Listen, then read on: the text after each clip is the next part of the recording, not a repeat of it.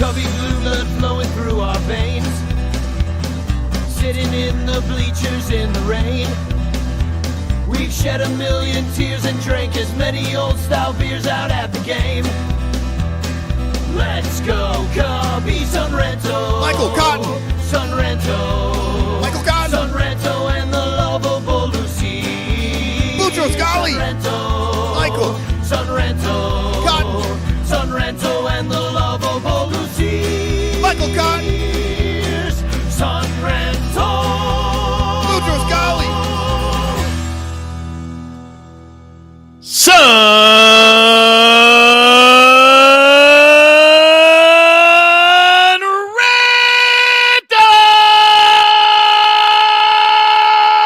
Cubs Jesus has risen today. Hallelujah. Cubs Jesus just won the game. Hallelujah.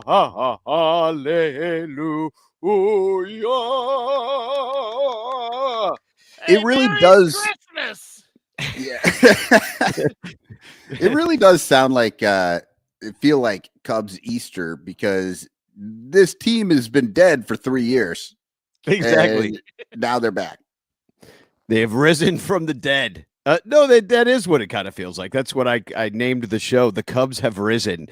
And welcome, everybody. My name is Danny Rocket. We got the lovable Lou Sears here, Lyle Laker, and also Cubes fan Cotton. And this show is brought to you by all of our Patreon supporters for the Bleacher Bunch Productions. Find out more about how you can support us at patreon.com/Bleacher Bunch. Do it. Put a little something in our Easter basket, will you? Not just a goose egg. But with the price of eggs, I'll take an egg too. Price of eggs, you get one of those, you could go resell that fucker. I don't know. You don't have to you'll have your first month rent or not rent. Your first mortgage payment. Danny. Yeah, exactly. I'll just sell black market eggs. So, and then what else? This show's brought to you by not only In the Clutch shirts, which I see Michael Cotton's wearing an In the Clutch shirt right now. I am. I got my shot feds on. I really do dig this shirt. And it's funny. Last time we weren't on here, I've got, I think 3 different shirts and I honestly, I wear them all the time. You only have 3 shirts if things gotten that bad, Michael? Oh, you know what, Lyle? I wish I only had 3 shirts. I am like a minimalist. I fucking hate the fact that I have so many clothes, but. All right. I agree. Moving right now has changed my perspective on a lot of stuff. Like I put on every shirt I own and I'm like, gives me tits, going in the bag. Put another shirt. Is it the shirt giving you tits or is it the donuts giving you tits? No, it's the shirt. It's the shirt. I put it on, it gives me tits. And then I put on another shirt. I'm like, no, too short. My belly's coming out the bottom. Can't wear this one. Can't even lift my arms in this one. Let it go. Let it go. These shirts are defective. I don't know what's going on. It's weird that a shirt 10 years later starts shrinking. Isn't it weird? I thought all of that would be out of its system by now. You know what I mean? You've watched it a few times. You're like, this shirt's great. But no, it started shrinking 10 years after. I have T-shirts over I'm in my bedroom right now. I have T-shirts like I'm looking at right now. And they're got to be 20, 25 years old. It's insane. Lyle. You don't understand. Some shirts, slightly lower quality, they just slowly shrink over time. You know what? They're good for like 200 washes, but 201, they just get a little bit smaller. All right. That's good to know. So what you're telling me is don't wash my clothes. What I'm telling you is that's why your clothes still fit. Yes. Got it. You don't wash your clothes. Right. Well, in the name of Jesus, Danny's getting rid of a bunch of things and trying to, really just like dial it down a little bit. Michael, I think you and I should both maybe give some of our things to the good Lord. I will say this, that the way that the In the Clutch shirts fit me, they are less boob producing. And that's the one thing that I don't really like about the other shirts, the obvious shirts. I really like the obvious shirts and like the sweatshirts and stuff like that, but their regular, just plain t-shirt, it just crawls in. If I have a wrinkle on my body, it crawls in there on me. Right. I don't know why. It's I think it's the probably the material, and they have different material of different shirts now. I know Joe's sourcing it, like he's got the different baby blues. I'm curious to try those colors because anyway, Billy DeVore from In the Clutch Shirts was telling me that first of all, that's why there's anti-boob shirts, because you could thank Billy, because Billy's a hefty man, and you know, he's like, let me try this thing. Nope. Billy's Got Boobs was his failed 1990 punk rock band. Yeah, Billy. Yeah, exactly. But yeah, I mean, the obvious. It's all about the material. It just hugs you in certain places. But so they bring us. They bring you this show In the Clutch Shirts. And not only do they bring you this show, but so does Matt Kammerer's Permanent Paintings. Check out his Etsy store. Here's a limited edition Bleacher Bum Band opening day poster, 11 by 17. It's only $20, and it is only available for a limited time. So get it now. Cool. And the Etsy store. And since Danny's doing so much work to get rid of his boob shirts, maybe Matt can do a painting for us of Danny with big boobs, and it kind of fulfill one of my college fantasies anyway. So I'll just hang in the bathroom. Danny, big boobs on a couch with some chicken wings. That's called Last Night. That's literally what Michael, I haven't thought about that in a long time. Yeah, Danny, nothing's changed in my life. I'm noticing your background has changed. No crying Danny. No, it's in a box. It'll be the first thing up at the new place. Right in the middle of the living room. It's a dick in the box. Yeah. It's the one thing the movers won't get to move. Danny's like, no. I got this one. Yeah. I'm keeping it safe. So I got some people, little yumpers here. #Chance in the chat is what he's saying. Dominic Galoro here. Happy Easter, everybody. David Elliott, #chancing. I see Bernie Barron saying happy Easter to everybody. So, and David Elliott was the first one in the chat here. He says, good morning. We are 1 week away from his 40th birthday. Holy shit. I'll be singing the national anthem before it, and we'll be out there in South Bend. Me and Michael will be there. Lyle, make the trip from Maine. It's a hop, skip, and a jump. Let's go. Hey, I just sent you a picture this morning we celebrated on 420 your 40th birthday in Wrigley, and they put up the little, there it is. Yep. Happy birthday. Oh, Lordy. Danny Rocket is 40. Look at that old ribbon board they had. See, that just makes me happy to see how the old shit worked. I mean, look, I get the whole giant board. I think they did a pretty good job with their renovations, but there's a little part of me that just liked the simplicity of the old field. And you want to know what, Michael? When they put that fucking monstrosity up back in the day, people were like, I liked the park before they put that stupid electric sign up and them stupid lights. So shut up, old man. Oh yeah, no, I remember. I remember coming. Get out of the way. I remember when people got way upset on the marquee out front. They put, an electric sign. Yep. And I say electric sign because that's like really what they are. They weren't computerized really at all. I agree. They put the electric sign underneath the marquee. Do you know when every time that they put a new message up on that sign we just saw, Danny, there was some dude back there just twisting light bulbs really fast. Yeah. He was like a whiz at Light Bright as a kid, and he just knew how to do it. He was like the national Light Bright champion. That's amazing. Danny tried to get the job when he moved back to Chicago because he was a little hard up, but every time he went up there, it just went blah, blah, blah, blah. He just couldn't do it quick enough. It was I tell you what. No boobs for the Light Bright champion. You got to move way too quickly for that. Boobs are getting in your way. Yeah. So speaking of Wrigley, we got to get into this. Just I want to start with this crazy ass game that happened on Friday. I was in attendance. Thank you, Levante from the Lost Boys. He wrote me that morning. He's like, "Hey, we're coming down here with the Lost Boys. I got some extra tickets." So he hooked me and a bunch of people up with tickets. Got to go sit and hang out with them for a while, but it was great to see everybody. And gosh, I saw so many people were at that game. Friday 120s in the first place are kind of becoming like the sort of high holy day of Cub fans. You know, there's only a couple of months during the season. Sometimes you get 3, sometimes you only get 1, but it's really turned into something, and it's unique around baseball in the first place. It is 100%. It is the very Cubs game.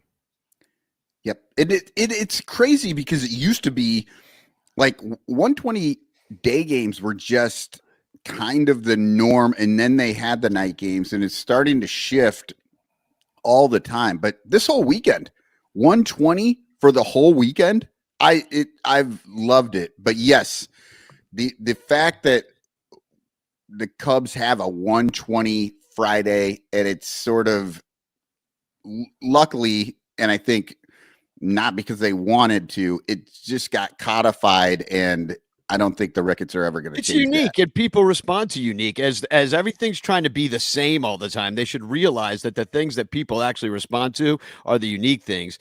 And one thing that's unique about Wrigley is you don't do the wave at Wrigley. And these young bucks they ran down from upper deck reserved, down, and they're like trying to get the wave going in the upper deck. And me and Chris Solano, who's sitting out in the left field corner in the upper deck, we shut that shit down. Here's me and Chris at the game. Look at these two handsome devils. Look at that. Good looking. With our 120 shirts on. And then poor Solano is trying to make his own cup snake. It just really wasn't going well over there. You can only drink so fast. Yeah. But look at those cups. I actually dig, the Cubs leading into their with that new kind of light blue color that they have with, I guess they're the alternate jerseys, not City Connect, but they're really leaning into it. These are pretty cool plastic cups. I have yet to snag some, but I will once I move. I think these would be nice out on the patio, but Sweet Home Chicago, there's a harmonica with the city flag 4 stars in it. I mean, this is well-designed cups. Now, the problem is an old style is $18 now in one of these cups. $18. Wow. I mean, come on now. Can't have any fun doing that. But Michael Cotton went somewhere. Hopefully everything's okay. Wow. Dude, he is risen. Bye, guys. Who knew? As annoying as Michael can be sometimes, he was actually Jesus all this time. He has rolled. Oh, there he is. I have risen. I have risen with a cup of coffee. Oh, my God. You know what? Hey, for everybody watching right now, props to you for showing up so early. We're an hour earlier than we even do normally. And so I needed coffee. Sorry about that. That was, do you know who didn't need coffee is the fucking game on Friday. Like that game had plenty of coffee. Well, at least at a certain point when it finally kicked in. First I want to bring up is last year, the wind blew in. It was cold at Wrigley. And this year, so far, it's been cold at Wrigley. But if this is still a mid-April game that we saw with the wind howling out, like Ron Coomer described it as this flag was starched out. And that is unique to last year. This could be a big offensive year, not to mention that I think the ball, I think it's juiced. I really feel like the ball's juiced as well. Yeah, I don't know what they did to juice it, but they did something. Only for the Cubs. The Cubs have, they're just pounding the ball this year. Well, they have a better you got the sure. You got the bottle bats out there in New York, and they've got the fancy balls to blast out of there. Are the Red Sox not crushing? The Red Sox are crushing and not crushing and then crushing. They will be crushing from what they told me all off season, but they're doing the snake. They're doing the cup snake. Yeah. Some of it has some chew spit and some nastiness, and some of it's clean. We're definitely not outscoring our competitors, and that's definitely not awesome. I think what the Cubs have, plus 42 run differential? I was just looking it up real quick. They're smoking everyone else in the league in that category. I don't know if you're kind of looking at the overall and just paying attention to some of this stuff, but between them and the Padres, those are the two teams, and the Padres are there because they're not letting anyone score. That is true, Lyle, but I need to do a PSA right here that RBI is a useless stat and doesn't mean anything.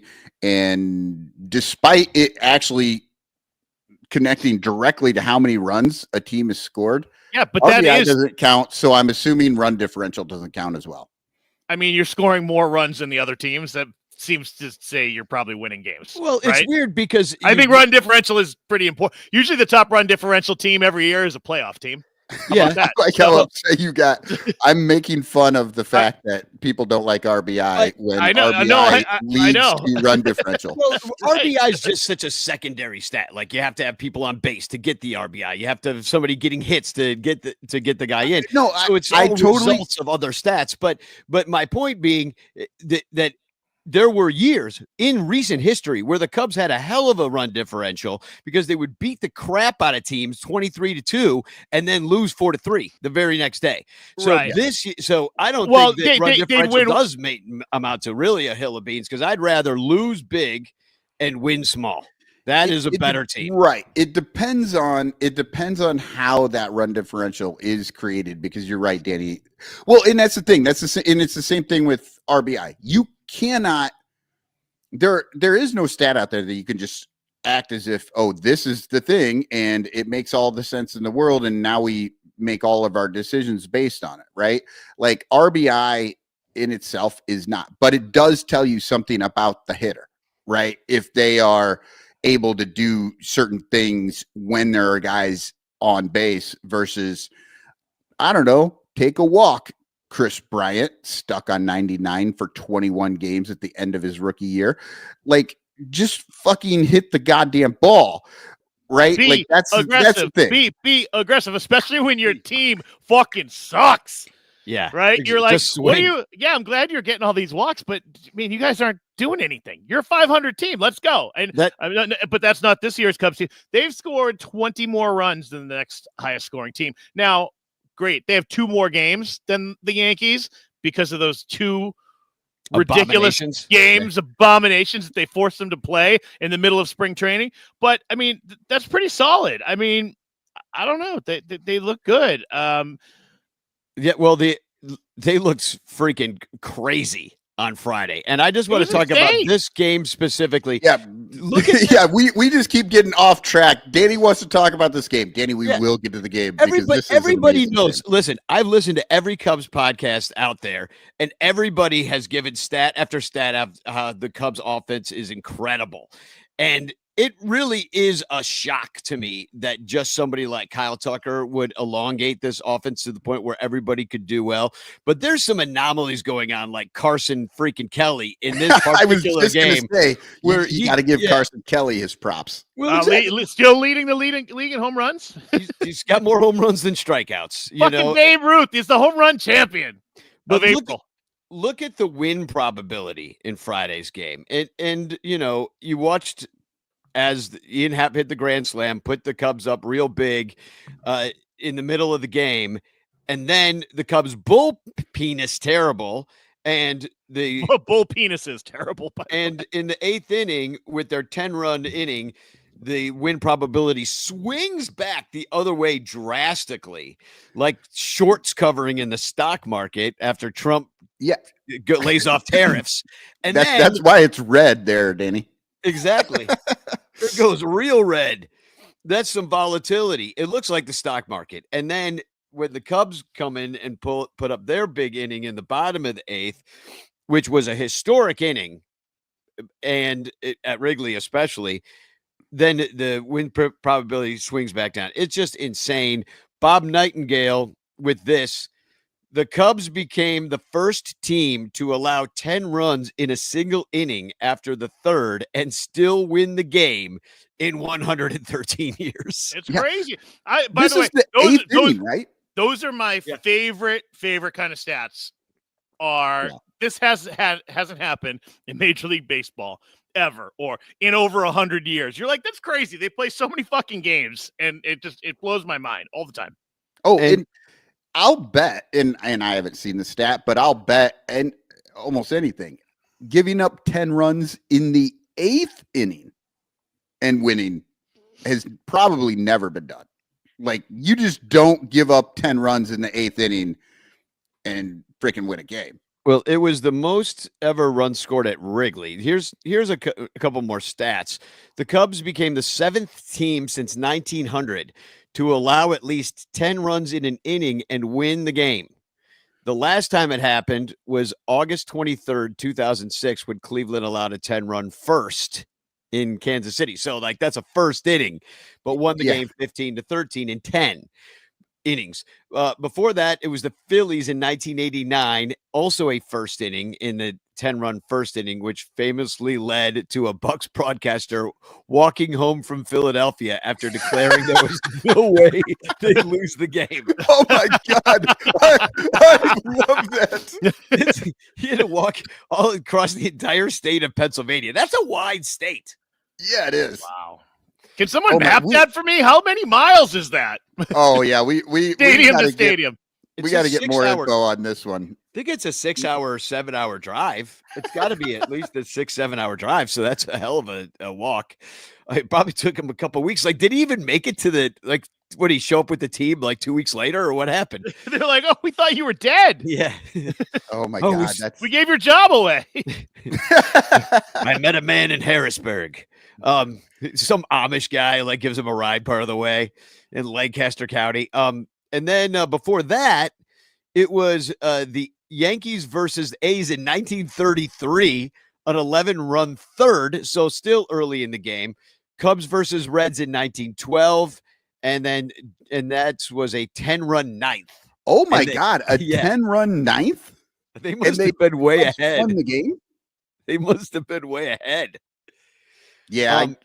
I can't imagine that they had to actually come back. Like, that's pretty crazy.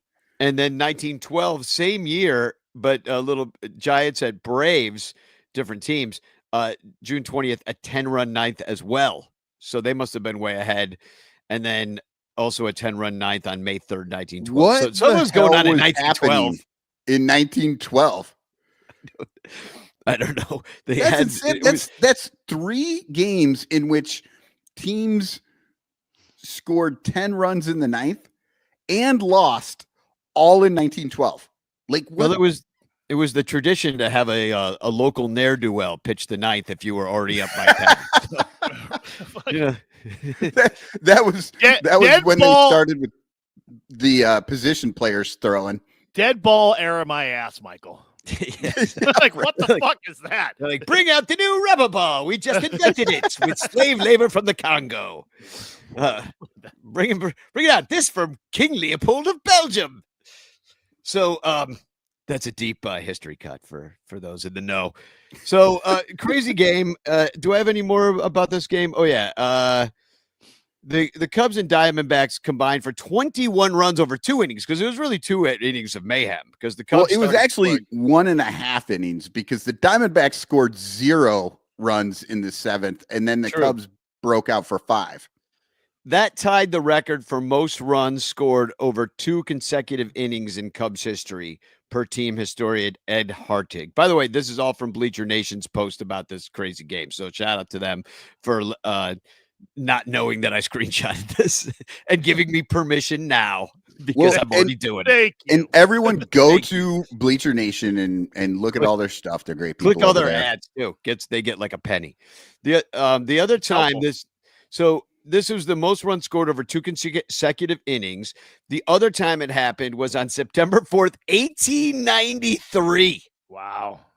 Yeah, this is that's not only the dead ball era there, Lyle. That's the era where they didn't even like have balls. Like, they didn't walk. They just threw the ball until the guy hit the ball. But I mean, Bartolo Colon was pitching in that league, wasn't he? And he was thin. This was at the old West Side grounds. No tips for him. The Cubs, who batted first, scored 4 runs in the second and then allowed 10 runs in the bottom of the inning. Then the Cubs scored 7 in the top of the third, and then shut Baltimore out for the bottom of the third. So that was the other time this had happened. And Danny, you said that was at the West Side grounds. I happen to know a little bit about the West Side grounds because of different baseball rabbit holes that I've done. So the West Side Grounds was over like near where the park is, and the Bean and all that. And it had a very short, I think, right field wall. And they would hit and like back then they could decide like what a home run was versus a ground rule double or whatever. And so if you hit it over the wall, it was I'm not chasing that. Let him go. Home run. Yeah, right. But it was like a ground rule double. So I could totally see at the West Side Grounds just people just hitting the ball and just double. You know what I mean? Because it was like such a small park. I'll have to do a little more research on that because that was more than 3 feet above his head. That's a home run. Should do a Cubs pod history on that game. That would be a fun one. Yeah. Oh yeah, that would. Then it bounced near a local ne'er-do-well who ended up pitching the ninth. There was a Donnybrook in the stands. Exactly. And then the third baseman was stabbed by a hobo. They didn't even have hobos then. Trades weren't even barely invented. You know what I mean? Like they had trades, but no, they actually did have hobos. They just didn't have bums.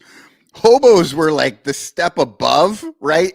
Because they were out there doing that to go find jobs. The bums were just. It's like the shock when you leave New York City, Danny, and you see homeless people around the country. You're like, oh, okay. In New York, every like homeless person or someone on the street has a skill because they went there to be an actor or a musician. So they come up to you and they start singing. You're like, holy shit. Even all the homeless people in New York are more talented than me. What the fuck is happening? They'll start telling you jokes. You're like, dude, that guy's really funny. You're like, everybody has a shtick. And then you go to other cities and they're like, give me your money. I'm dying. Help me. Oh my God. Am I in Calcutta? Yeah. What happened? So, no offense to Calcutta. I'm sure you're a lovely city. Or Jesus. He was a bum. Yeah. Well, that's why he had that big scraggly beard. Yeah, big scraggly beard. Always like, going and taking loaves and turning them into more loaves. Happy what Zombie position, Jesus Day. What position do you think Jesus would play on this Cubs team? Oh, catcher. Okay, yeah, well, that's fine. I don't know. He just caught nothing but sins. He'd be a pretty great pitcher with those holes in his hands. Oh my He's God! Like every time he throws, you're like, oh, he throws it and the ball comes out the back of his hand. Yeah. Oh, I didn't even think about that. He'd be a terrible catcher if the ball just flies right through his hand. Right through his hands. Yeah. Right. So here's how you know that everything on X is a lie. So Rogue Wave Creative says he'd be in short right. So they got this new thing on X, which is like they have AI basically tell you through people's tweets what happened in history, and then it like feeds it to you based upon your interests. So this is all AI automated. But this was the headline the next day after this crazy game at Wrigley on Friday. Colin Ray's strong outing, not enough for Cubs victory. So it took all the Cubs fans' tweets and turned it into that the Cubs lost. Yeah. So that's how you know AI is not I. It's just a whole lot of A. You're all a bunch of a-holes. Yeah. Well, that's the thing. Nobody ever like. You hear artificial intelligence and everybody focuses on the intelligence. No. It's artificial. That's not real intelligence. It's all A. That's artificial intelligence, which means not real intelligence, which means dumb as fuck. Yeah, exactly. So, Justin Steele, he's thanking God for his surgery, I guess. He says, God is good. Appreciate the prayers and thoughts. That's the last thing I think. I'm like, I'm laid up. My career's on the shelf. Thank you, God. I'd be like, why, God? Why me? Right. Nothing makes me more afraid of God than every time something horrible happens, somebody thanks God. And it's like, fuck, I do not want, like, if I'm thanking God, bad shit is about to happen to me. That's what I'm thinking. Yeah. The evidence is God doesn't like you very much, really, is what it's coming down to. Right. But, poor Justin Steele. and so Colin Ray did a good job filling in. I think, that was nice to see. And Terry, that's a in painkiller both of the starts. And then I thought this was interesting from Michael Cerami. He said, after the Steele injury, extending Kyle Tucker in order to trade Kevin Alcantara or Owen Casey has become an even bigger priority. And I thought that was an interesting kind of move that you kind of have to do. Like, I don't know if Kyle Tucker would ever even take a contract right now. He might want to test the waters. This might already be baked into the cake. We don't know. He's playing his cards close to the vest. It's his career. He can do what he wants. But the fact he's like, I'm really good right now, and there's going to be some big money out there. I don't know. Yeah, exactly. So the Cubs should just open up the checkbook. Hey, look, Wrigley's rocking, but you need to have a backup plan, because who's going to play right field? You got rid of Bellinger already. Seiya Suzuki. No, that ship is sailed. They don't want that. And Seiya's only on the team one more year anyway. So these rookies aren't ready. You're not bringing them up because you've got a full-ass outfield. So they're not coming up. And also, you just never bring up your greatest prospects. That's the rule in why would you? Don't take your Star Wars guys out of the packages. They lose value. Exactly. Yeah. Don't play with them. Don't play with them. So not only is that a problem, so you got to replace Steele somehow. Everybody's saying Sandy Alcantara. I don't think we have to go into the fact that that's a good idea, but it would take those prospects to get somebody like Sandy Alcantara, and then some. You might even have to trade somebody off the big league squad, they're saying. So they've got to replace him, but really what I think we already know this is happening. Our depth will be tested. We talked about it last week, but my real concern now is we don't have a freaking third baseman again. We sent Matt Shaw down, and now we got these guys. See, well, Danny, I'm glad you brought this up. What you just said a second ago is like about not bringing them up, not giving them the chance. Well, like this is exactly it. Even when they do bring them up, they do not commit to these guys at all.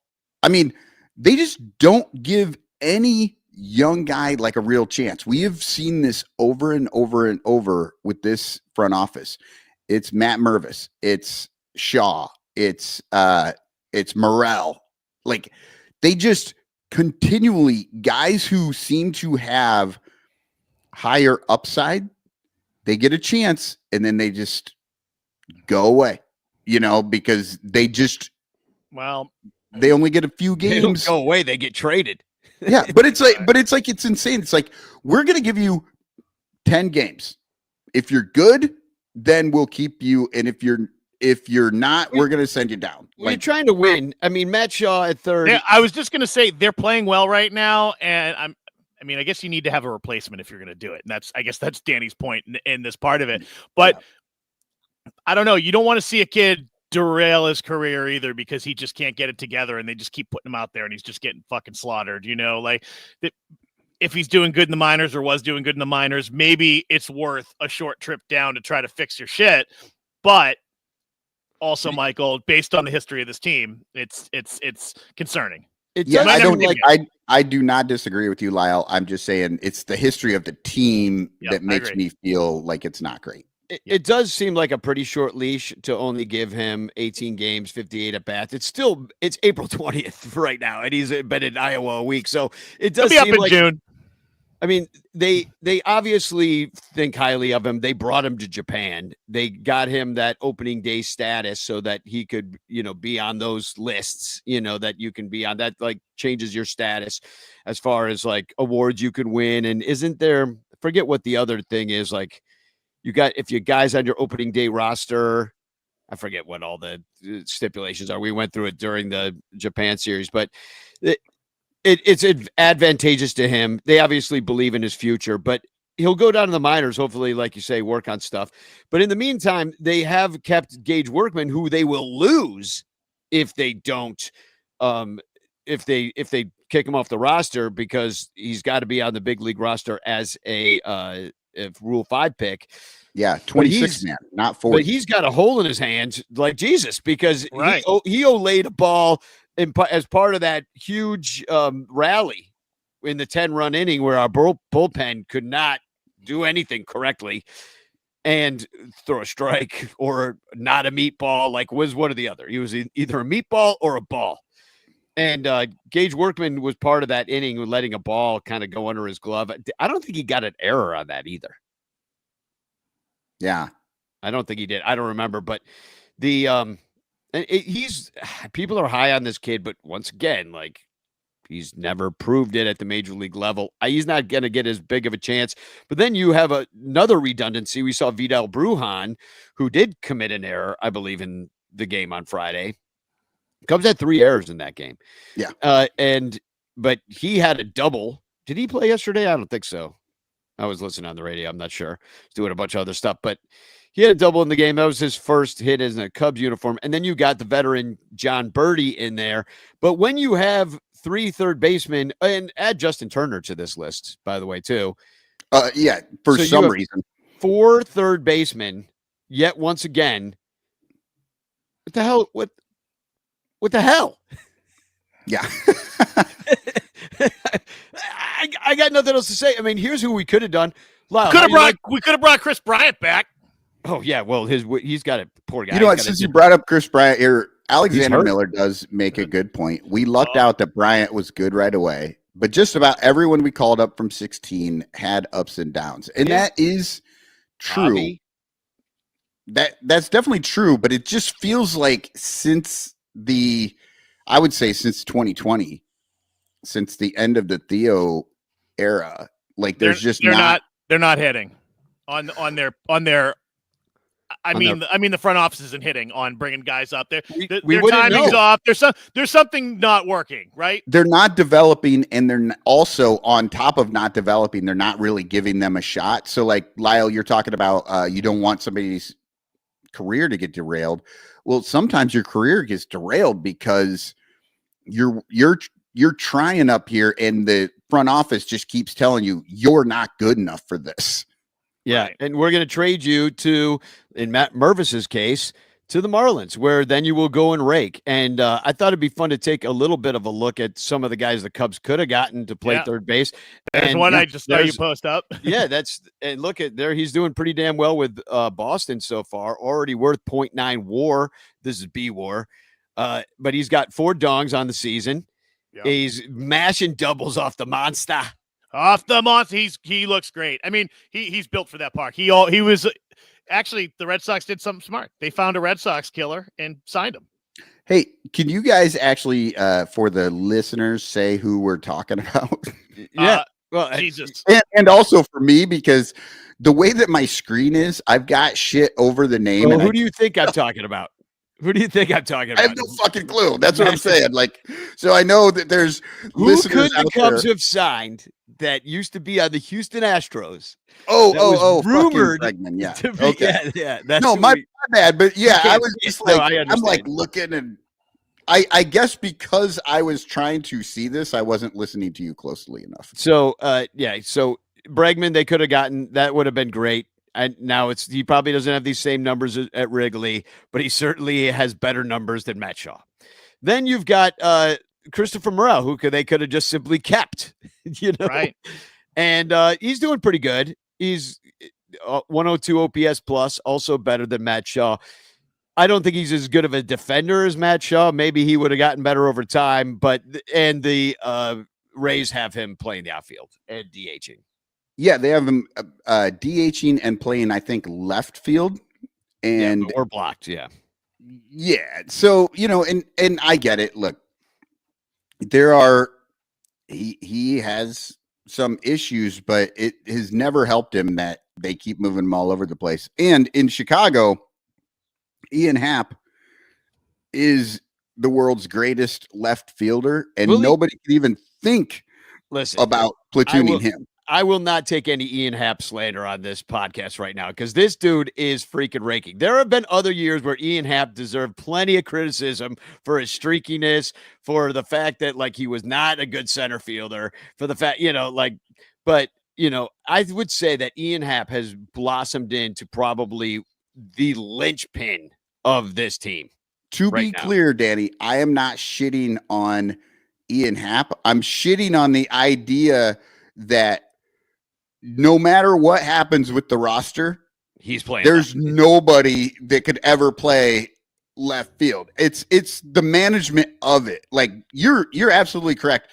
Ian Happ has been very good, and as long as you keep him in the lead off position, guess what team wins? Yeah. Joe Madden would never have locked down left field like that. Like he's got Pedro Strop and he's got Travis Wood out there. But anyway, you're looking at Morel's numbers. He's doing well. He probably wouldn't be the third baseman anyway. Isaac Paredes, also with better numbers than Shaw, has a 112 OPS. Now, granted, we got a pretty damn good player for Isaac Paredes, so I'm not going to say that we should keep. I've kept the Paredes. He wasn't a great fit for Wrigley either. I don't even know why they traded for him, but they, at least turned him into...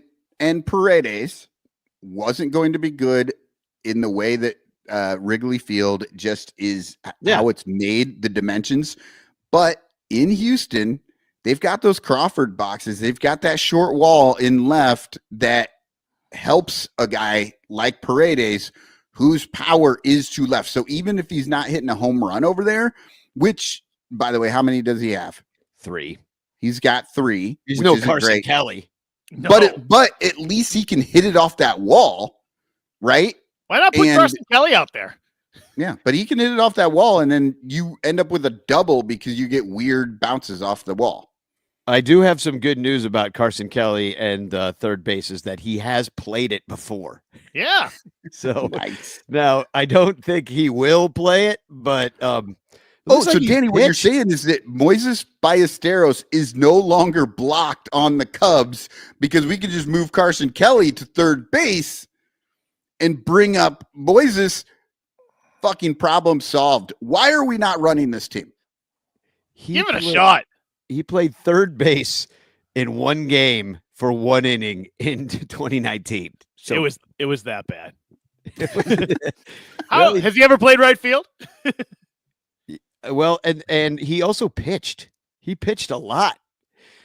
He's got 8.1 career innings. Wow. Yeah, so they're batting 442 off him though, so that's not very good. Yeah, I was going to say that's going to be like that. Batting average doesn't matter. Well, we should take a break anyway, and we got to come back and do the bitch clock. I need to refill my coffee. The Bill Sugar's bitch clock awaits us. I got to go peek around the house, see if Jesus is around.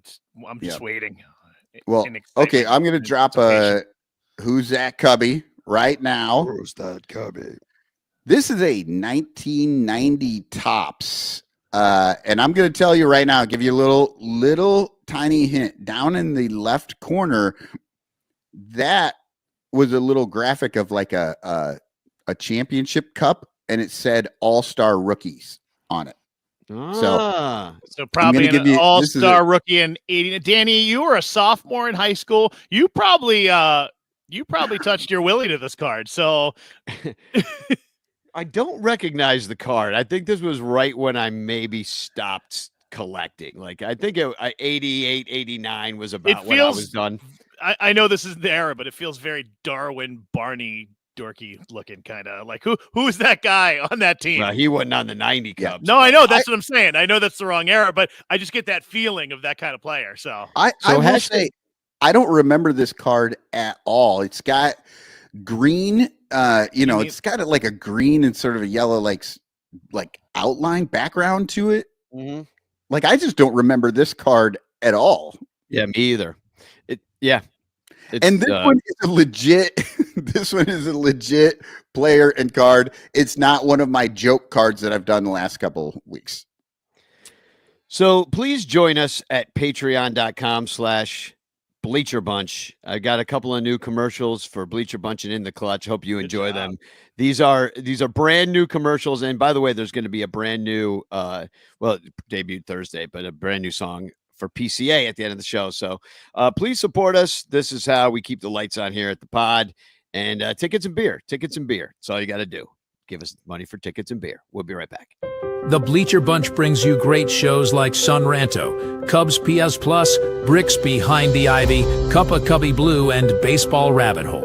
But you could be getting so much more when you subscribe to our Patreon page for as little as $1 a month at patreon.com/BleacherBunch. Get access to our exclusive daily show Cubs Pod, where we recap every single game. Plus, be the first to hear Cubs music, get early access to events, and receive an invitation to join our Discord Cubs community, where fans just like you show up every day to rant and rave about our beloved boys in blue. Most importantly, 10% of your Patreon pledge will go directly to help the Lost Boys Youth Baseball program. So join us. There are perks at every level, like the Renter Calendar, absolutely free, and name recognition for you or your business. We are independent Cubs podcasters, and we need your support.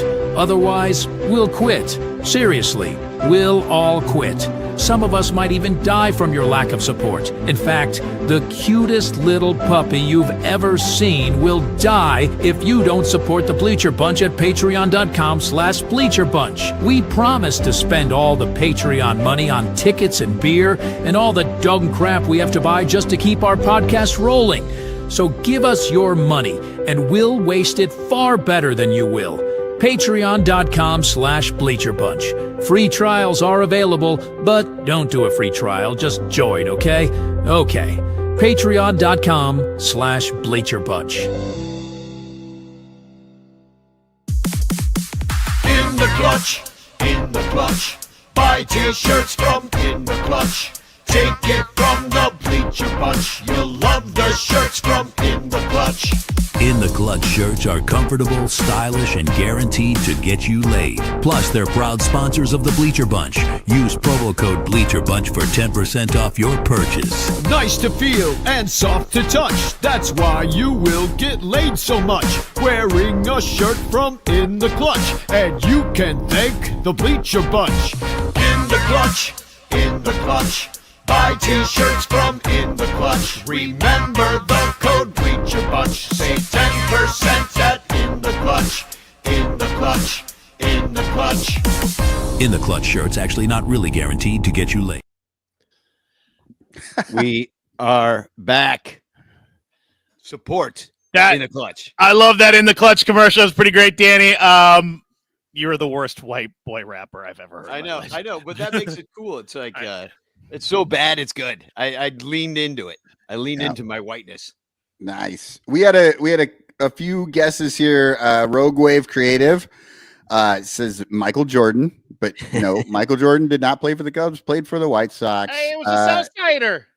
We got a Girardi guess. Oh, but it is actually Jerome Walton, and that was guessed by Alexander Miller. Nailed it. Congratulations, Alexander. You win. Yeah, you remember Jerome Walton in 1989, man. Just broke onto the scene. Was great. And Dwight Smith. Yeah. So I think we should do some bitch clocking. I really do. I think it's time. I think that's how we bitch clock, we TFC, and that's just really how Jesus would have wanted it on his resurrection day. Well, it's not his birthday, right? I might have sent the wrong kind of card to him. And it honestly might be his birthday. Everybody, like, if he was a real person, they think he was born in the spring. Yeah. I also have a Bill Sugas Bible verse, Danny. Oh, nice. For the Bleacher Bum Bible book that you should buy on Amazon. So hard. I got my I keep mine in the bathroom because that's where I read it. I was gonna hold it up, but yeah. And if you bought that, you should leave a review. You said you've sold 5 or 6 of them. Yeah, I've only sold like 5 of them. That's pretty good. But here's the thing, I got a review and it jumped to 94 on the Kindle baseball essays list. And then I got another review. Yeah. And it went from 2,800 something down to like 500 something on baseball books on paperback. 2 reviews. That's all it took. And I jumped like 1,500 spots. Thank you, Jeff Bezos. Yeah. So Exactly. everybody go out there, write reviews, not only for me, but other shit that you like. Yeah. It apparently. I'm writing my review right now while we're on the air. I'm not even listening to you guys. I'm really in this thing right now. And I want to say, Lyle sent me a picture when he got it. And his quote was, "I can't wait to take a shit." And it made me think, you're right, Lyle. This is the world's greatest shitter book. Yeah. And so I asked people to put that on their review. And Josh D, I don't know his last name. I'm sorry. Josh D wrote the review, greatest shitter book ever written. And they wouldn't let him put it up there. So he had to change it. Best book for the pooper.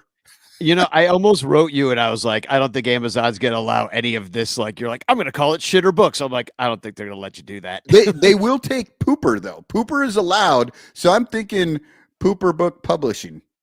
All right. I love it. All right, cool. Well, we got a bunch of things here in the wheel, the Boomer Bills bitch clock wheel of grievances. And the first one, I got the new ones up top. MLB phoning in Jackie Robinson Day. The miking up of players is annoying people.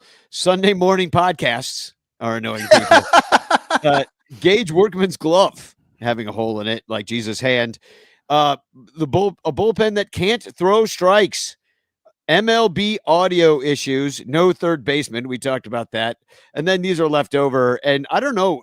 Tough April schedule ain't seeming so tough right now, but we'll leave it up there. It is still tough. Like, you cannot deny that the April schedule has been tough. It's just that amazingly the Cubs have risen to the challenge. Just like Jesus. Roster built to lose in the playoffs. I still kind of believe in that one. Beer prices, $18. Get out of here. Snake Pit, the Snake Pit. And I'll say this just up front about the Snake Pit. I feel like since that they've called it the Snake Pit and made it like, okay, you can make cup snakes. You just do it over there. They ruined it. You ruined it. Nobody wants to do it anymore. I know, which is great because Danny was the anti-snake. No, I chopped him in half. But it's just that one thing. It's just like, okay, like you could protest, but you have to protest behind this behind this line and 500 feet away from who you want to yell about, so it takes all the freaking fun out of it if you can't be bad doing it. Yeah. So a few more here. We got handedness matchups. I think that stays in here. Ricketts won't pay Tucker. I've seen a few of people complain, and Boog stays in. He just stays in. Boog's perennial. If you have any more that you would like to see in here, please put them in the chat now. And I think I'll go first this time. I never go first because I'm always like fumbling around. Except for last week, Michael, and maybe 2 weeks before that. What's that? That he went first. I never go first. I think he went first last week. No, I never go first because I'm always fumbling. I'm always fumbling the technology. Lyle, you act as if I remember anything that we do on this show. I used to think it's because I drank beer throughout the whole show. No, I drink coffee through all these Sunday morning shows, and I still don't fucking remember anything. Well, let's see if the Wheel of Names remembers how to spin. Here we go. There it goes. Spinning, spinning, spinning. Can you make it bigger? I'm old. I can't read that. Okay, and it's coming around to MLB phoning in Jackie Robinson Day. Oh, yes. I mentioned this on the Cubs pod. Here we go. Bitch clock, you have 30 seconds to bitch. The thing about the MLB, and I wouldn't say they actually phoned it in, they just didn't do as much as they had in years past for Jackie Robinson Day. So that kind of feels like they're phoning it in. Like they sang lift every voice and sing at Wrigley. They all wore 42, but they certainly backed away from it before. And a lot of people blame that being pro-Trump and like his anti-DEI policies. The thing that bothers me the most about this is that they were exploiting Jackie Robinson Day before this, and that's why it seems like a back away because it's just all exploitation anyway. Let's sell some 42 jerseys. Let's sell some. Like, you had to buy a special ticket to get a 42 hat on Jackie Robinson Day. So talk about backing away. Is Jackie Robinson getting that money? No, probably not. And then they'll give. Well, they gave the Lost Boys free tickets and invited him to Jackie Robinson Day. That's cool. Thank you. They gave him a seat way up in the corner behind 17 posts. Here you go, kids. You can sit up here. And there were a bunch of groups up in that area. That's where the group tickets generally are. The fact is, if you wanted a special hat, if you wanted to like lean into Jackie, if you really wanted to do something about it, you'd really care. But really what they're doing is trying to exploit it. To me, this is the equivalent of the Martin Luther King Day mattress sale. Yeah. You know what I mean? Like in 2020, they pretended to be into it so that they could exploit it. And this was never, ever something that they honestly believed in. Never. Danny, I 100% agree with what you're saying. It has been just literally exploiting this for the money, all that stuff. But here's the issue with the back away, like what it was that they backed away from. It wasn't necessarily that they backed away from Jackie Robinson. It's that they backed away from the fact that he was black. Yeah. They did not. They basically were like, oh, Jackie Robinson played baseball in the 40s and the 50s, and he was wonderful. Yeah. But why is it a big deal? Because he wasn't fucking allowed in the league prior to that. Like, that's why it was a big deal. But they didn't fucking talk about it at all. They didn't talk about the color barrier. They didn't talk about how much he had to fucking struggle to, and then the writers did. Like Ken Rosenthal wrote about it. People reposted stuff that they had written in 2020. Right, but MLB and the broadcasts, like the team broadcasts, as far as I could tell, did not mention like this was a black racist thing. So they backed away, but it makes me think that it was exploitation before. Anyway, let's move on. And I agree with you on both things can be correct. Yeah. No, I think they both are correct. I mean, it's both things. Because they can't sell that idea that you just talked about. They can't sell the pain of the past. Oh, Miguel Esparza in here. He mentioned it. Yeah, shut up, Michael. So let's see. We know Miguel is who he is, and that he's going to mention it, and that nobody in the Ricketts management can speak Spanish, so they have no clue that it happened. Yeah, they're like, no, we cut all that stuff off the marquee broadcast. All right, who's going next, by the way? Because you're getting tough. I am. I tough got April this. schedule. All right, got this tough April schedule. All right, put you in the B clock. All right, we'll do that, and we'll do this, and we'll do this. Bitch clock, you have 30 seconds to bitch. I don't know if you remember, but I said when the Cubs were playing the Dodgers, had they won that Sunday game, the Cubs were going to turn it on and kick ass in April, and they were going to run it all the way to the playoffs. This is what this Cubs team is doing. This team is built to get to the playoffs. I'm not saying they're built to win the playoffs, but they are built to get to the playoffs. This offense is unbelievable. I think you guys understated it at the beginning of the show. It's wild what this team's doing. It's really fun to watch, and I'm excited. I think the Cubs have something here. Stop your bitching. What they don't have is a bullpen. Yeah, we've weren't you 10 runs? Weren't you espousing upon all of us that they had built up all these arms, and then there was depth maybe for the bullpen, and that there were just enough guys that they would be able to pull it together? It doesn't feel that way right now. That's what we were told. Right. Well, they didn't want to spend any money on the bullpen, which, I mean, in some senses that makes sense, like to go out and like spend $25 million on a closer. Like you see who works, and then maybe you go out and sign a couple guys. Who knows? Haley Kolar here. I owe her a hat. She won the #chance a couple weeks ago, and she won the Cubs PS Plus hat. Nice. So yeah, Haley's going to Wrigley. It's her church. The bleachers are the congregation, and there's a lot to watch. Like you mentioned, Lyle. Like this is a fun team to watch. They are. Kyle Tucker. I can't be understated how much he lengthens the entire lineup and makes everybody be able to hit. You hit on somebody like Carson Kelly. I know it's not sustainable. He's not going to hit 40 home runs this year, but it's a really fun April to watch story. Now it's a fun April story. The ownership, they're stupid not to try to go out and sign this kid though. Yeah, absolutely. Just get a deal done. And maybe he doesn't want to. You're right, Danny. Maybe he's just like, nah, I don't know, but now's the time. Get it done. But don't stop. Keep trying. Oh, don't do this bullshit that Jed likes to do. Well, they turned us down, so we're just not going to talk to him anymore. No, Shut the fuck up, dude. Just keep going. Yeah. Be the worst ex-boyfriend you can possibly be. I was going to say, how do you think Danny lost his virginity? He just wore her out. he said, "Come on, please, can we?" And finally, she was like, "All right, let's just." I'll pay you hundreds of millions of dollars. That I don't have, but whatever. And now I've totally forgotten. Oh, what I was going to say is So, Danny, you were saying Kyle Tucker lengthens that lineup. PCA is here to stay. Like, this kid has turned it on this year. Like, is the way that he ended last year. Like, he had that rough start. He picked it back up. He kind of up and down. Like, he's on it right now. Like, he's really hitting well. Amaya is continuing to hit well.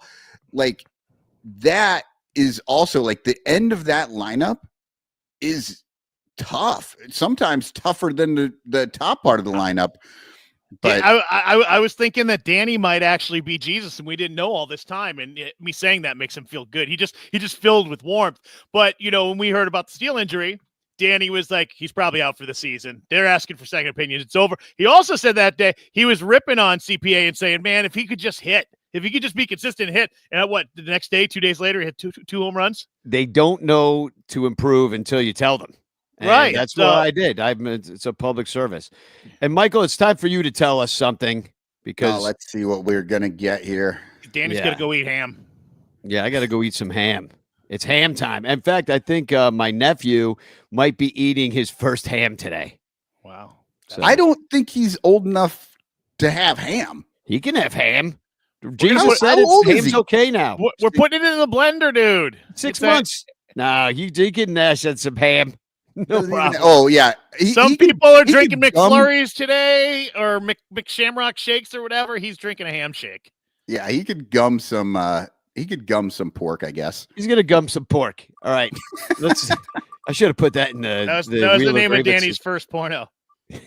Gum and pork. Oh yes. It's an Easter miracle. You got Boog, baby. You got Boog. Oh man. For like the third time this year. He's always got Boog. All right, here we go. All right, I gotta rewind it. Hold on. Here we go. Bitch clock, you have 30 seconds to bitch. All right, now I call this guy Shit Bambi because the name Boog, like who the fuck is going by professionally? This dude goes by the name Boog. That's bullshit. It's so stupid. In my phone, when I type Boog, it comes up Shit Bambi all the time. He sucks. Now, I'm not a huge fan yet of Alex Cohen, but having Alex Cohen on the call is 100% better than Shit Bambi's fucking terrible anecdotes on everything and not watching the game. Can I add to this real quick? Because I have a TFC that fits in perfectly right now about Boog here. And that this comes, I think, from Facebook. It says Boog is egregious. It's the only adjective he knows and just learned it last year. Probably an unpopular opinion, but I can't stand Boog and JD. In my opinion, worst color TV guys we've had in my lifetime. The two teams that probably are just as bad sucks, meaning Sox, and Cardinals. Let's not focus on the negative. Let's just focus on the fact that we're all Cubs fans and possibly can't stand these idiots on TV. I don't mind Sut, LOL. Like, this guy's all over the place. He really is. And while I 100% agree on the Boog, I cannot agree on the White Sox. Like, come on. I like the White Sox broadcast. I don't. I kind of tired of Len myself. Like, I listen. Oh, are you talking radio? I'm talking. Oh, they're White Sox. Yeah, but that guy's gone. That dude's on the Tigers now. Oh, Benintendi? No, the broadcaster. That's not his name, Benintendi. That's the outfielder. Oh, Benetti. My bad. Benetti. Yeah, same fucking person. Yeah, that guy's on the Tigers. The White Sox would just make Benetti go up into the booth. I don't know what the White Sox have going. Benintendi went to he went to the Tigers. He's gone. So Len. No, I love Steve Stone though. I do love Steve Stone. Like, I can't. Yeah, no, I do love Steve Stone. Although it's kind of the Steve Stone show. He gets a little old man yells at cloud. Rogue Wave Creative says Steve Stone sounds like he's reading a children's book. And thank you, Rogue Wave Creative, sent $20 to the cause here too. So I'll be. Sounds like he's reading a children's book, laying naked in front of a fireplace on a bearskin rug. Yeah, well, he's been known to do it. Oh, and Bill Siga says Benetti replacement blows. So maybe I haven't heard the new one, but yeah, Benetti and Stone I thought were a good combo, honestly. Yeah, I don't know. And I just like Steve Stone. I'm sorry, even if he is getting old mannish and yell at the clouds, all that shit. When I hear his voice, it's my childhood. It's listening to him, and he would do the whole game, and Harry would break off and go do radio for a couple of innings, and then come back. Like, yeah.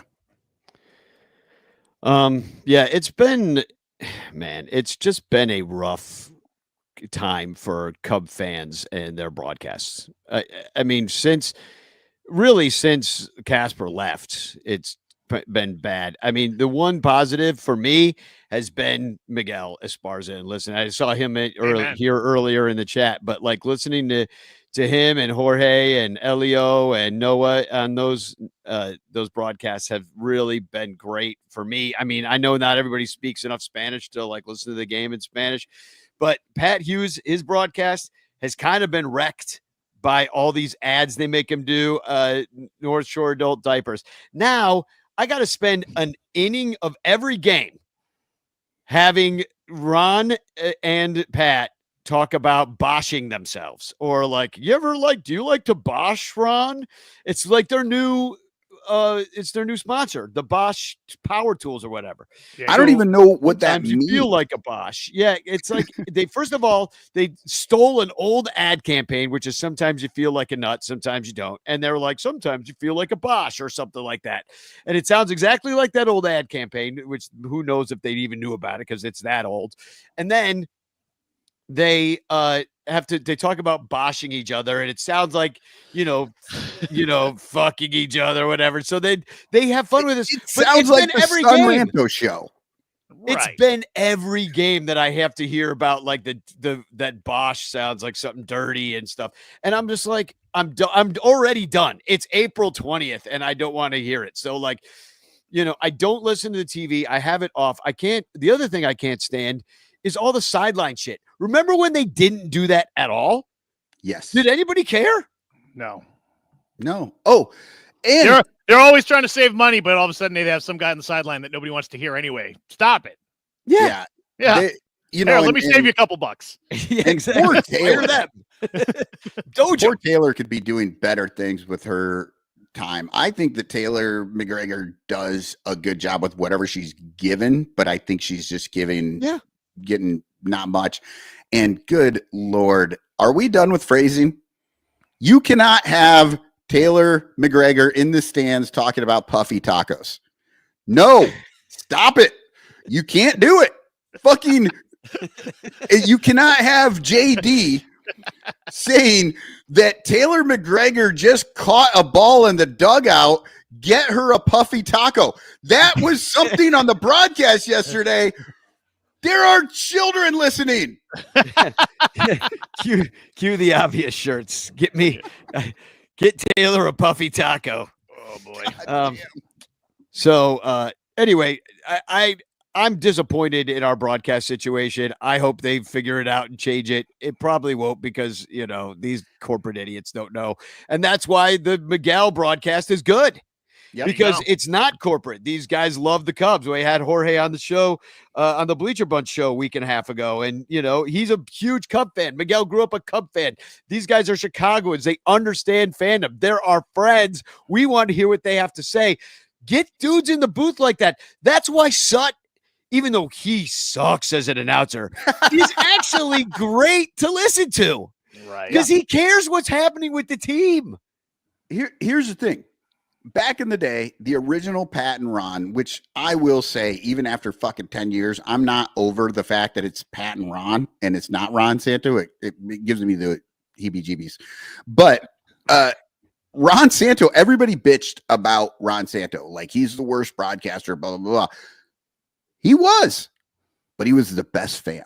He was the best fan. He was like, and that's where Sut is right now. Like, he's not a great broadcaster, but he's a great fan. And you like to hear the shit that he's sort of talking about because it's coming naturally from the game he's watching. There's nothing better than a local broadcast when they're super homers. When you're listening, you're like, it sounds like your dad on the couch. You're like, he was safe by a mile. And you're like, dude, he was not safe by a mile. He was fucking 3 steps away. But I love it. That's what you want. You want the fan experience. I agree. I think that's probably the way to go. It's more Sut casting. I miss Ron losing it at blown saves. Yeah, it's just like, you don't want to hear somebody be reasonable. Like Boog would come out and be like, after a 10-run inning, it's like, well, technically the Cubs have the best strikeout to walk ratio in the major leagues right now. So this is just an anomaly of an inning. You're like, no, they just blew the game, you idiot. Yeah, get angry. Get angry. Like, you don't want to hear, we've had enough of this in Chicago. We want them to close out a game. What is happening down there? I mean, that's what you want. The corporate thing is just, it doesn't work. I mean, I could see how it kind of works for a national broadcast when you're trying to just just try to show the game, even then it's dumb. But they're not trying to show the game. More puffy tacos, less stats. That's what I'm trying to say. the biggest and less puffy tacos, actually. Yeah. The biggest mistake that MLB continually makes is that they believe their game isn't good enough to watch. Like, all of this shit that you hear about losing people and not watching and all this stuff, this is all coming from MLB. They continually tell us it's, they keep telling us, like, the game is not good enough to watch. So we need to engage people with fucking crazy loud music at the stadium.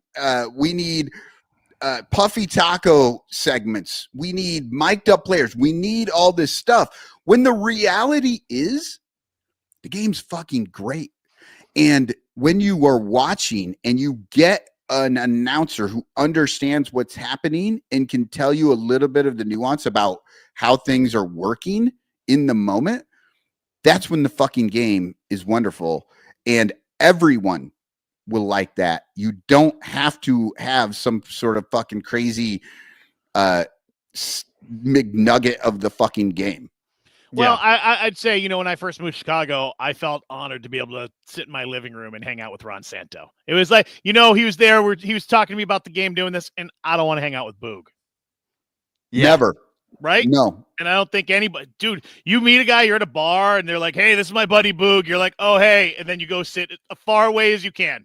Right. And that's what's so successful about the Spanish language broadcast, because I do hang out with these guys, and they're actually fun to hang out with. And so they bring and they hang out with each other, and you can tell that they hang out with each other when you listen to the broadcast. Yeah. They're laughing, they're singing, they're having a good time together while they're calling this game. And that's what you want to feel when you're at, like you're at the game, like you're with your buddy and you're hanging out, like you say. I mean, it's just to go all this, like, this is the news in the middle of the game. It's like, I don't want the news.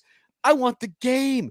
They don't even, dude, the camera cutaways, like when they show the booth, there's never a reason to show the booth. No. Ever. No, show me the idiots in the stands hammering beers, or the guy falling asleep in the bleachers because he had way too many starting at 10 a.m. at fucking Cubby Bear or wherever the hell he was hanging out. That there was a pineapple nacho fucking segment where they went to the stands and it was Taylor and somebody else sitting in the stands. This is during the game.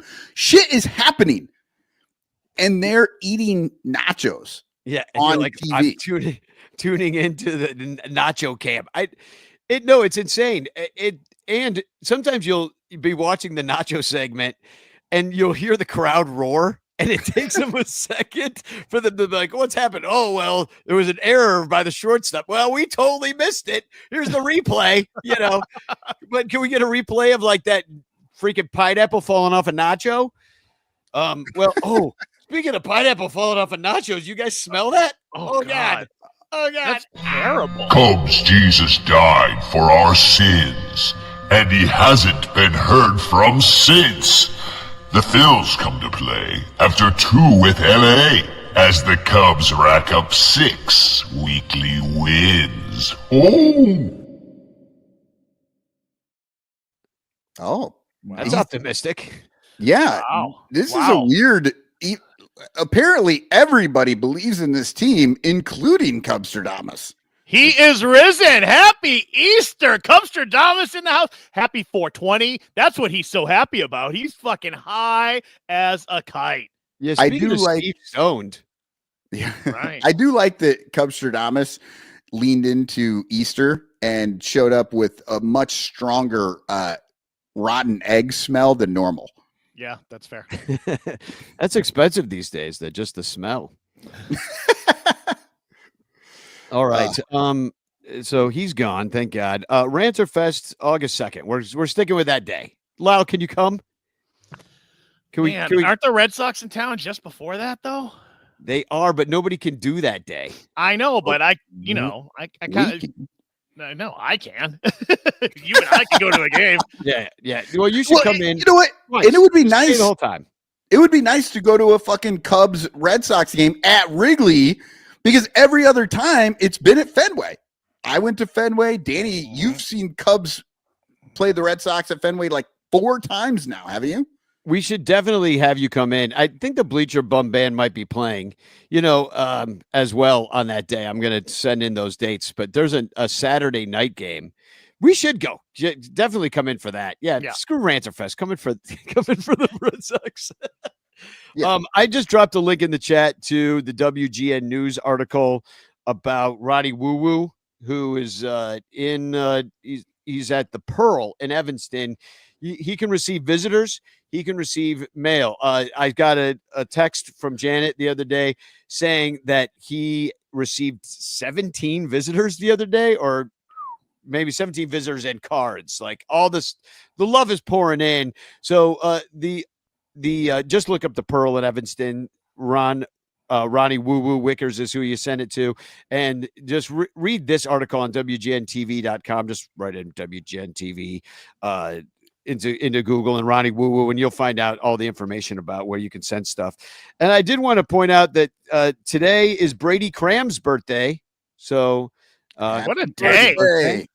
First day of Celtics playoffs, 420, Easter. I mean, it's everything's happening.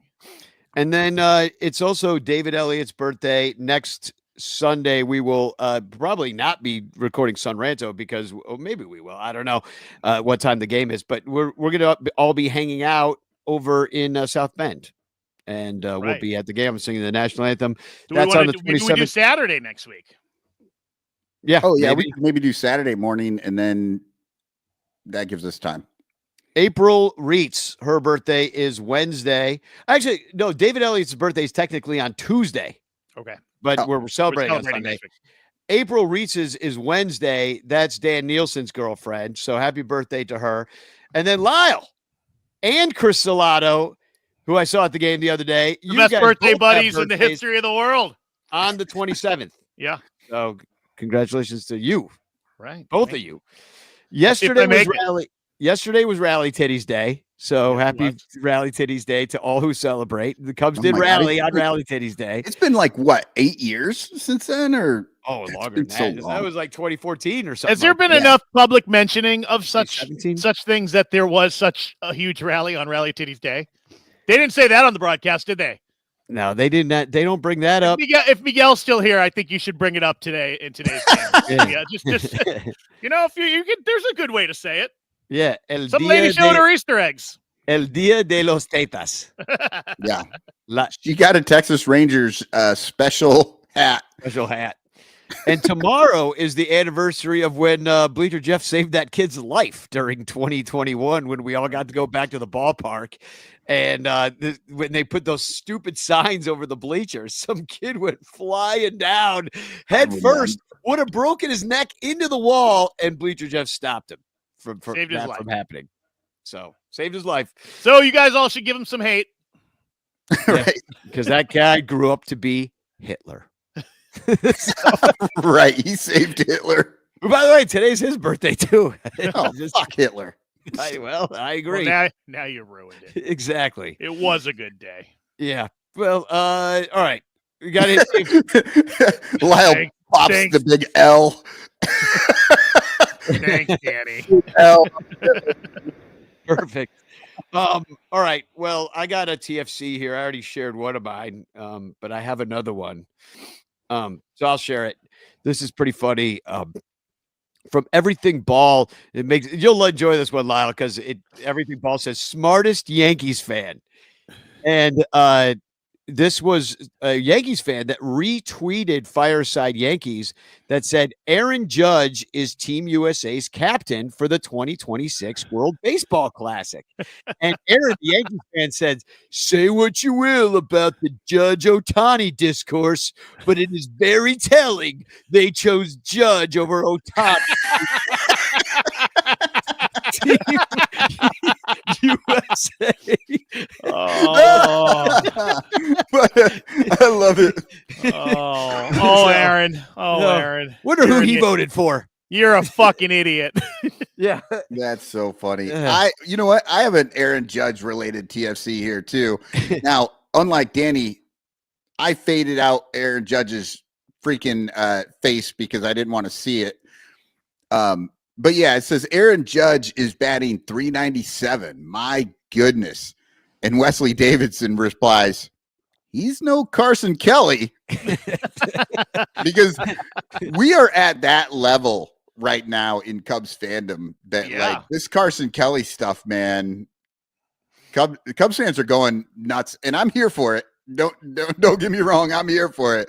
Listen, enjoy the hell out of this. And when it comes crashing down, who cares? The guy's having an amazing April. It's unbelievable. And you love to see this, right? Yep. Oh, absolutely. And then Danny, do you have another TFC or no? No, I spent it, I believe. Okay. I've got one more then. I had one, but I didn't gain access to the StreamYard until a minute and a half before the show, and they tried to tell me how to use it, and I was like, "Yeah, I don't fucking know what you're talking about." All right, well, here's my next one. So I just gave you the most positive Cubs fan, and then I got this one.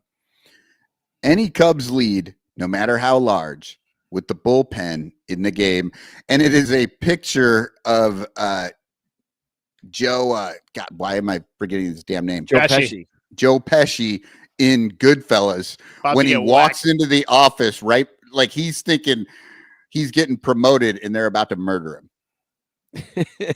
So that's the TFC on that one. I mean, the bullpen is terrible. I mean, if anything is in our Easter basket this year, I hope it's that.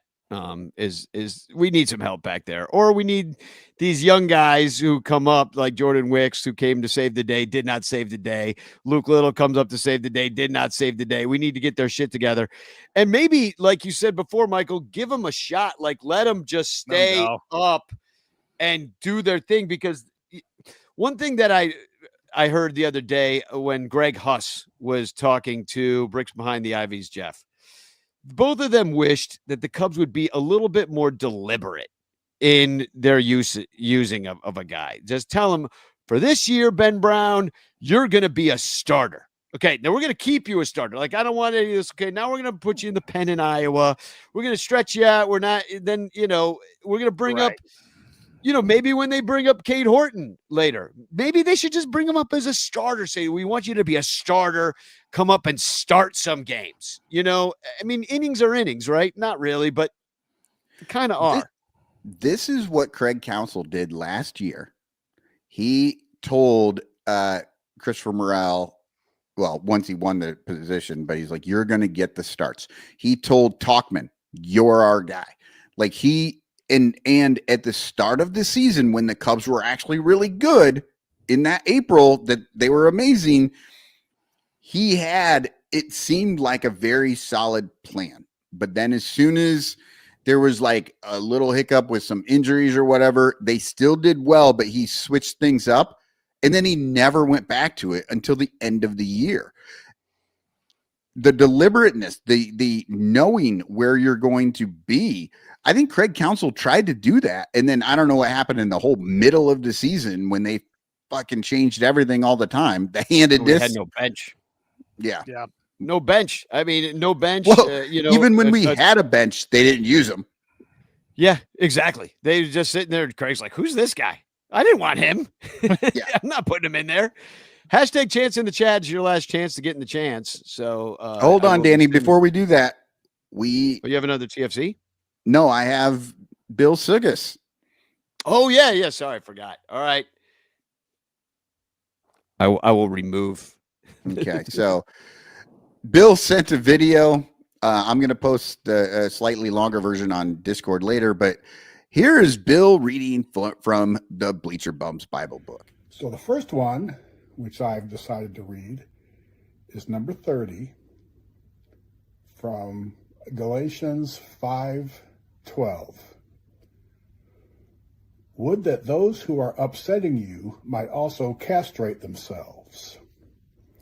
This is a traditional Wrigleyville toast when the Cardinals are in town, often accompanying a shot of Malort and an Old Style. A variation of the toast is reserved for Phillies games and is shortened simply by everyone yelling, "Crock!" before taking a shot. Peace be with you, my friends. So everybody pissing you off, cut off your own balls. That's what that says. Like I didn't even know that was in the Bible. May those that are upsetting you cut your own balls off. I love that. It's Easter miracle. Danny, your mom is like glowing right now that you found a Bible verse that tickled you, and you're going to think about it all day. Maybe when you're eating ham with your nephew today, you can use said Bible verse. Are you kidding me? I'm going to seminary. This has inspired me to become a priest, because if I knew there were verses like that, I could do a whole homily off of people that upsetting me, cutting their own balls off. Right. I'll add to it too. Like, they can eat their own balls, swallow them, shit them out, then eat the shit that they're of their balls digested. Yeah. Like, no, that's where I'm at. The Church of Saint Ranter. The Church of San Ranto. Exactly. Thank you to Bill for sending that video in. Really appreciate it. Also, thanks to Yumper. I'm listening to his podcast this weekend. He shouted out the book for a mostly White Sox fandom, so they probably won't buy it, but I'm glad he shouted it out. And if you're wondering whether you should get this, that's the kind of thing that's in this book. It's a lot of weird Bible verses, and then I match it to something that may not actually be true, because nobody actually toasts that way to the Phillies or the Cardinals, but it's fun to think about. Crook. That is a nice kind of toast word, though. Crook. To our enemies castrating themselves. Yes, I love it. I just dropped a link to a chat for it on Amazon. It's the Bleacher Bum Bible book. Costs $6. That Crook thing's a bit of a deep cut. And if you want to know, if you don't know what it is, you're going to have to join Patreon so that you can go on Discord and I'll explain it. Yeah, there's all sorts of things you can do on Discord that you can't do in real life. Chance in the chat. Yeah. Last chance. Here we go. Let's draw it. Someone's going to win. I don't know who. Who's it going to be? Me. Tom Cooper. Nice. Long-time listener, first-time winner. I think he's won something before, but congratulations, Tom. Way to be, Tom. You are the winner. So I think Tom won the golf outing with the 80 Cubs. He did. So congratulations, Tom. Congratulations to us for doing an awesome show on Easter. Happy 420. Happy Easter. And Hitler's birthday. Happy Hitler's birthday. and Brady Cram. Jesus Christ. I So time, for Chris, a lot of time for some puffy stigmata tacos. Praise me. Praise me. Hopefully the Cubs bullpen pitchers don't have holes in their hands today. Hey, today Jesus saves the Cubs from blowing it. This is one of my favorite jokes, and it's a visual one. All right. So, all right, I got to stand up and do this one. Oh, God, he's going to take his pants off. What is Everybody cover your eyes. So Jesus is on the cross, right? And he's up there, and he's like, I'm in such pain and agony. He's like, he sees a little boy. He goes, little boy, could you please remove the right nail from my right hand? And the little boy goes, anything for you, Lord. And he removes the nail, and he goes, oh, thank God.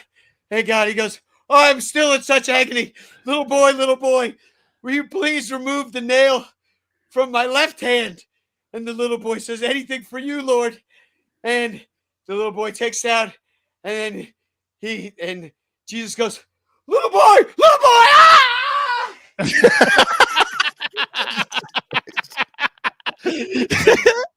And he fell off the cross.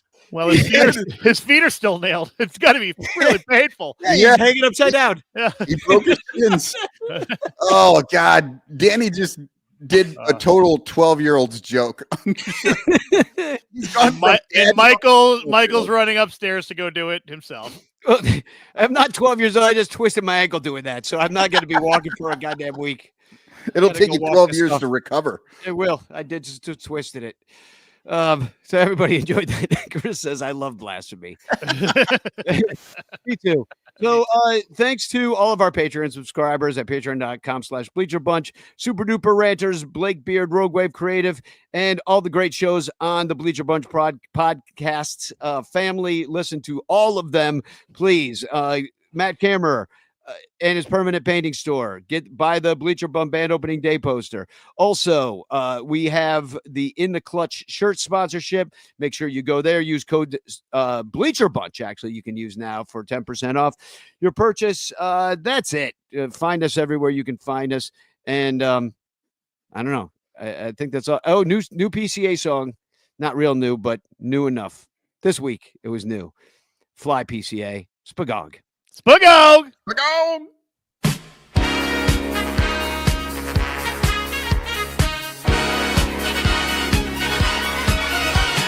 Young man, patrolling center field. He's a young man.